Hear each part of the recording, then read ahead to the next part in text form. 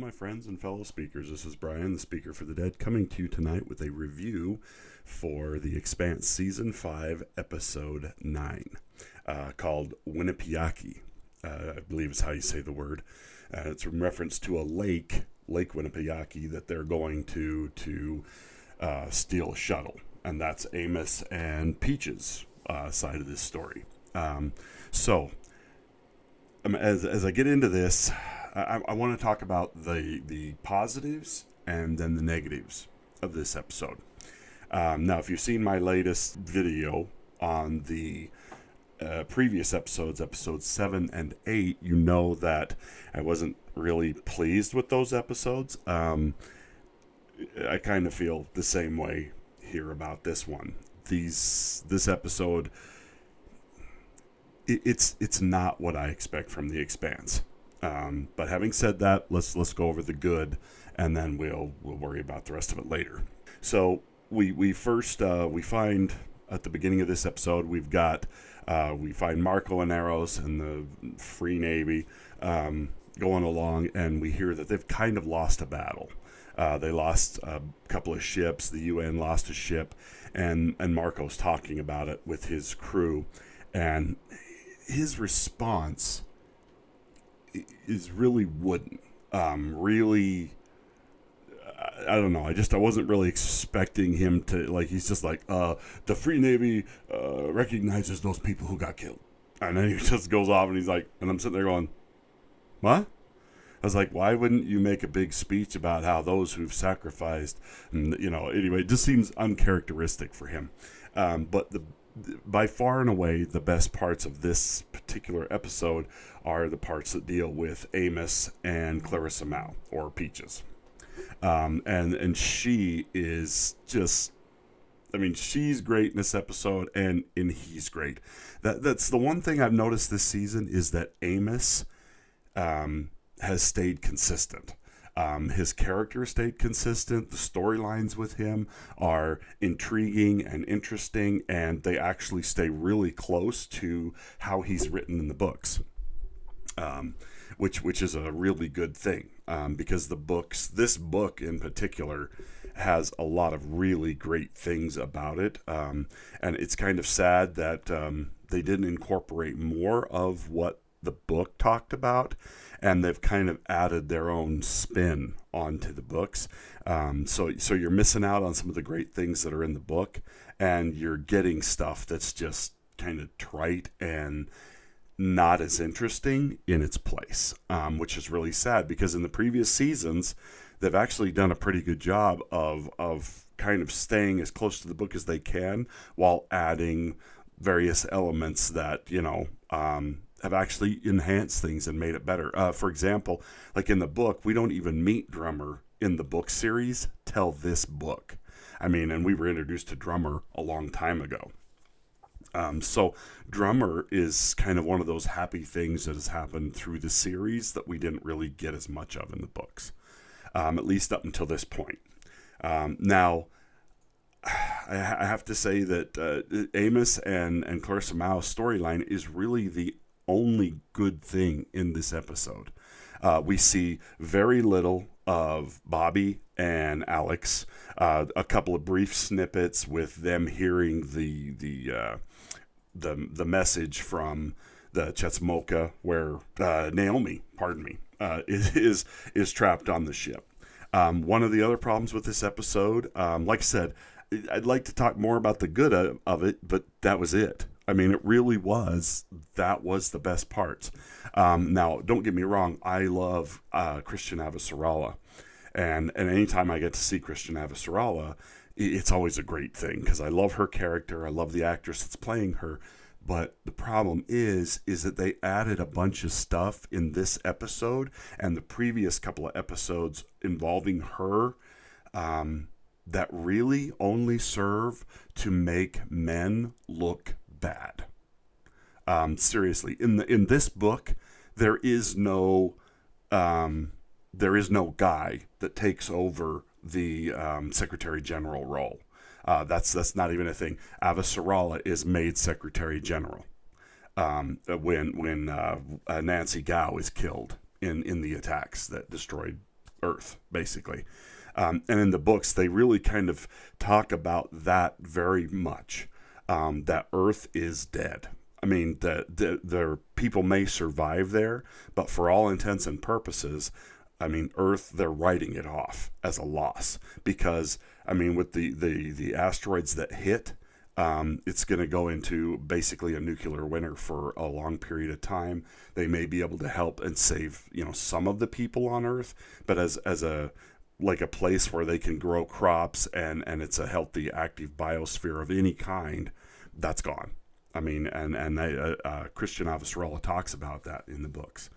And you kind of lose that here. And because they've added in this guy that comes in to be the Secretary General, you get pulled off on this side story that takes up a bunch of time and stuff with her that doesn't need to be in there. Now, I know there's a lot of people that are going to be like, well, this isn't the book, this is the show. Well, the problem is this is what Hollywood does. Hollywood takes things, and if they don't stay true to the book, or at least, as true as they can, then that's when you start to lose people, and that's when the wokeness starts to creep in. And that is one of the problems. In the last 3 episodes, the wokeness has started to really creep in. They make men, this new Secretary General, he's kind of inexperienced, doesn't really know what he's doing, and he's listening to people, but like he basically sides with the guys. He sides with the general on striking Palace and destroying that station, which in the books, they don't strike Palace. They don't destroy the station. Christian Avasarala is Secretary General. She is in command.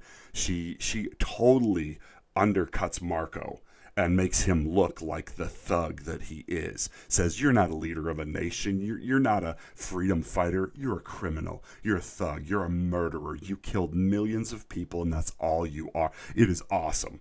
And so to see the way that they've changed this, and like I said, this time I have really kind of gone along with the book as the series has been going on. And it's given me a very different perspective. And maybe it's kind of hurt my feelings of towards the show, but it is what it is. But in a way, I'm kind of grateful because it's making me see more how they've altered this story to put in these common day identity politics kind of moments, like in the part where we see Avasarala and she's in there after they've just attacked and destroyed Palace, and they're talking about like how they're going to continue strikes and they're going to attack Ceres and stuff like that. And she gets up and makes a really cool speech and impassioned thing, and then gets up and says, I won't be a part of this, and resigns. Well, she resigns. The other girl on the other side of the table resigns. The other woman at the end of the table resigns. And one lone guy stands up and resigns as well. All the women on the council get up and resign and leave. And, I mean, it's like, wait, what? So it really portrays the men as these warmongering sacks of crap that are trying to just blow up all the belters and stuff, which, I can understand those feelings. And personally, as I was watching this and I was listening to the book, that's what I kept thinking. Man, just start wiping out belter stations. But as I went through the book, I kind of saw that Christian Avasarala's way is actually better. It delegitimizes him. It makes him look like the common thug that he is, and stuff. So, I mean, I kind of changed my own opinion as I was going through this. And so it was really interesting to see those different shifts, but it took up too much time in the episode. It didn't need to be happening that way. Avasarala was the rational choice to take over that role. Not this teacher guy that happened to be on the cabinet and stuff. I mean, it would have made a lot of sense had he come in. I think my brother was saying this, that it would have made a lot more sense had he come in and said, hey, I'm this teacher. I don't have any experience. I was just, I was doing this. I got into the cabinet to help with this, and I'm not prepared to become Secretary General. And he had just gone, I'm going to, appoint, or I'm going to resign and put you in or suggest you or whatever it did to take her to get her a secretary general. So we could have cut out that whole messy side story that took up a bunch of time and wasn't really worth it. You don't get to see Avasarala at her best. You get to see her as kind of this character, like what they've done to her the most of this time and made her kind of a side. She's not as important character, and she's too great of a character to do that to her. Then again, we see the stuff with Naomi.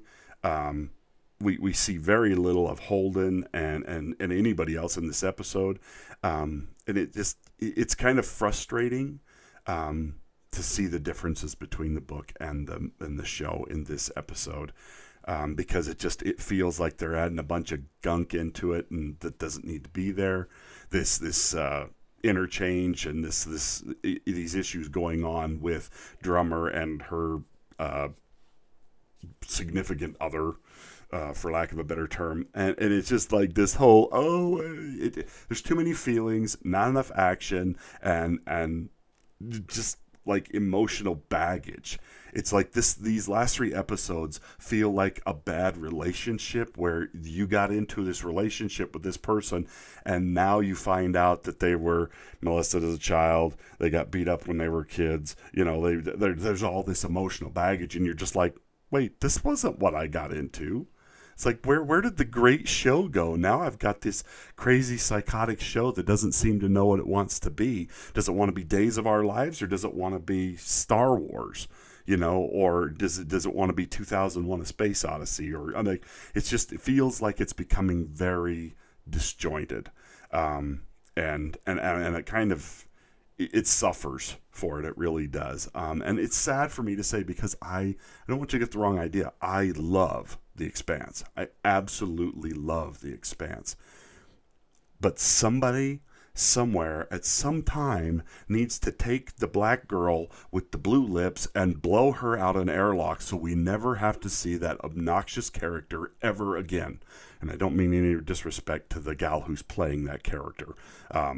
It's a terrible character. It's an annoying, obnoxious, just character. That's my thoughts on this episode. These last 3, I would definitely say they're coming in at 2 or 3 stars out of 10, in my opinion. They're not what they need to be. They're not showing the action and the excitement that we expect from The Expanse. That there's always something to keep you there, keep you going.